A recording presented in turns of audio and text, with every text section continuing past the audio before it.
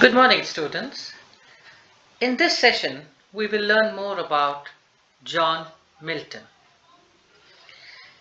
He was an English poet, a pamphleteer, a historian, and a man who saw tremendous change in his society and upheavals, which is reflected in his different styles of writing. He was born in London, and his father, John Milton Sr., was expelled, banished, and disinherited by his paternal grandfather because his grandfather, being a Roman Catholic, could not tolerate his son turning Protestant. John Milton established himself as a moneylender and a notary in London, and Milton was privately schooled there by a Scottish Presbyterian, Thomas Young. He gave him a sound foundation in religion and politics, which helped him in later life.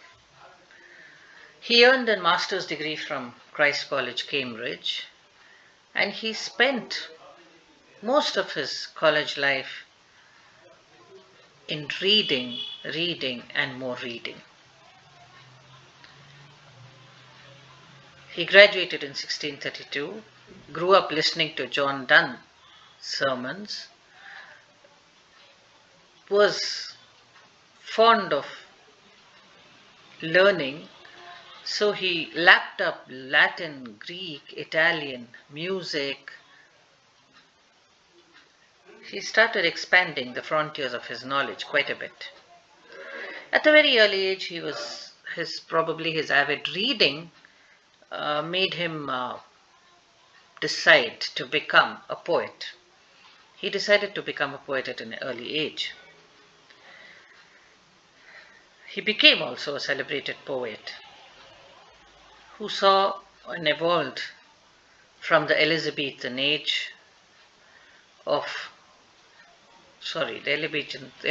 style of writing,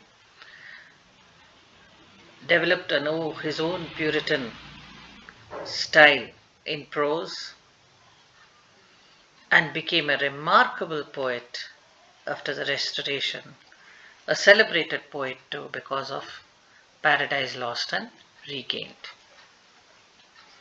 Now, why is it called the age of Milton, the Puritan age? If an age has to be called by a poet's name, it must be that his contribution must be phenomenal. There are various reasons for his being called a great poet, as well as the age being called the age of Milton. First and foremost, he was a part of the Puritan debate. Questions of religion, freedom, liberty, protest, the power of dissent, all these were a part of his concerns too. But though he was a Puritan, he did not become a part of the religious sect as such.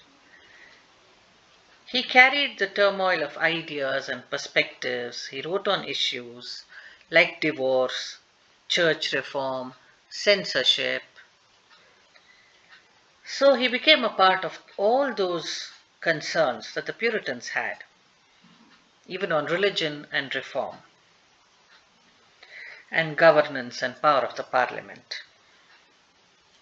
So he was an eager participant of the concerns of his times and its politics. Under Cromwell, he even was invited to be the Secretary for Foreign Languages in the newly formed Council of State. He took up that office and worked with marvel. He witnessed the Civil War. He witnessed the establishment of the Commonwealth, and he witnessed the Restoration.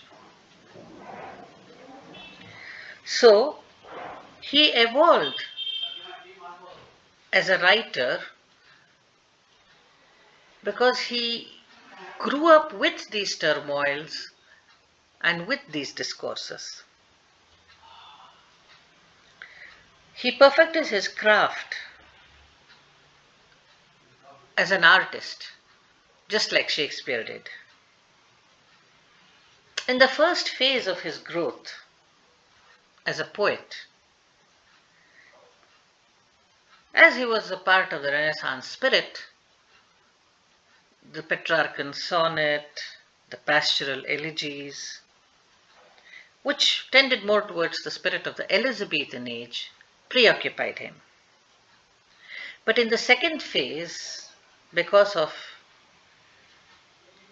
the Puritan debate and the many concerns, as I had mentioned before, he started writing prose.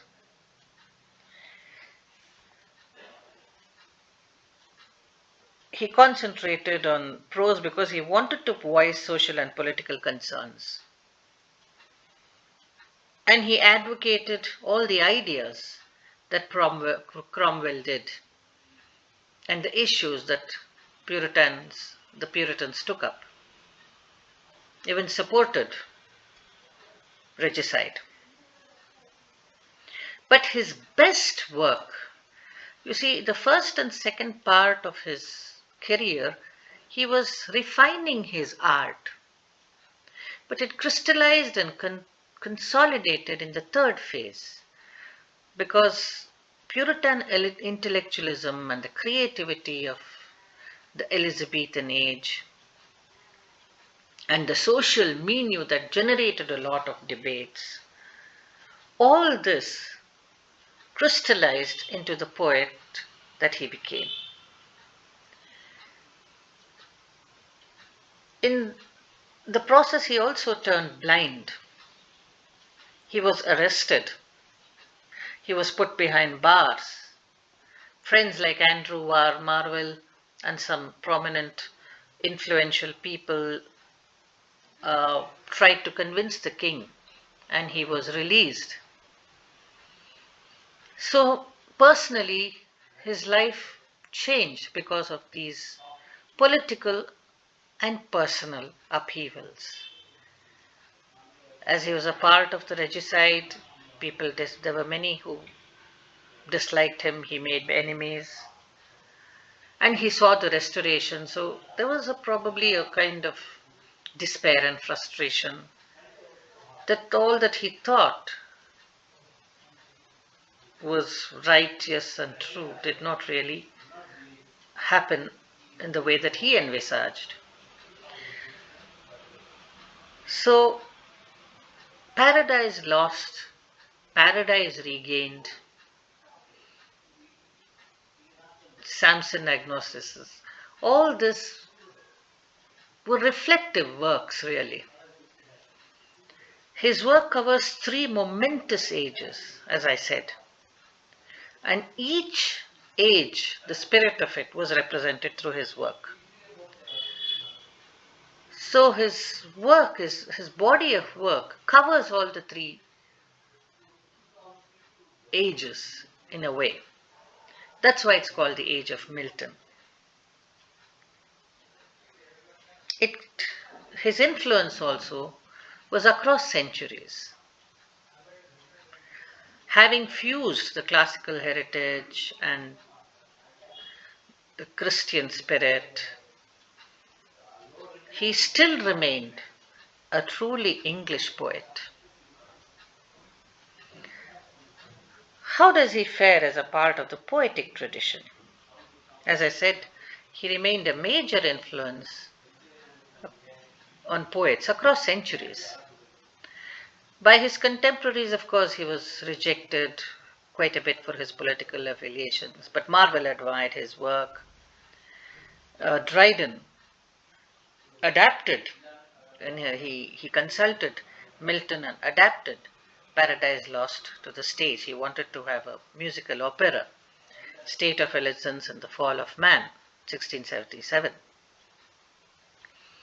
Then Addison established him as a poet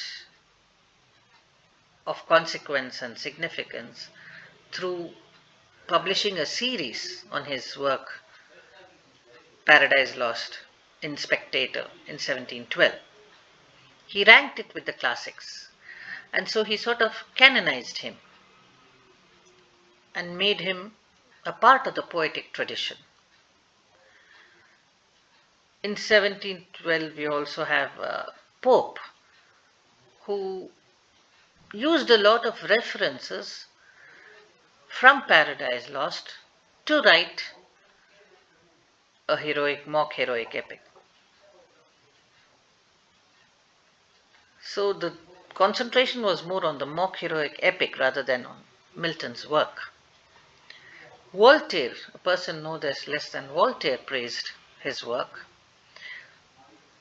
Samuel Johnson had certain mixed reactions. He did not like him personally, but he certainly admired and wrote about Milton's Paradise Lost in the Lives of the Poets. There were 52 poets covered in his Lives of Poets, and Milton was a part of that book and those 52 poets, which is quite a significant statement about the place Milton holds in English poetic tradition. But it was Blake who really started a churning about Paradise Lost through Satan in 1807. He said that without Milton knowing it, he has become the devil's advocate. And this lasted for quite a long time. It went on, this debate. He was a huge influence on the Romantics. In fact, Coleridge says that he sits on the mountain peak equal to Shakespeare. And Wordsworth also talked about it extensively in the Prelude. And the poem Nutting finds parallels, though it is about his personal expedition into nature. He uses a lot of parallels from Milton's Paradise Lost and Paradise Regained in Nutting. Shelley, of course, admired the ideas, the public posturing, and the courage of Milton. And he found all that represented in the energy of Satan.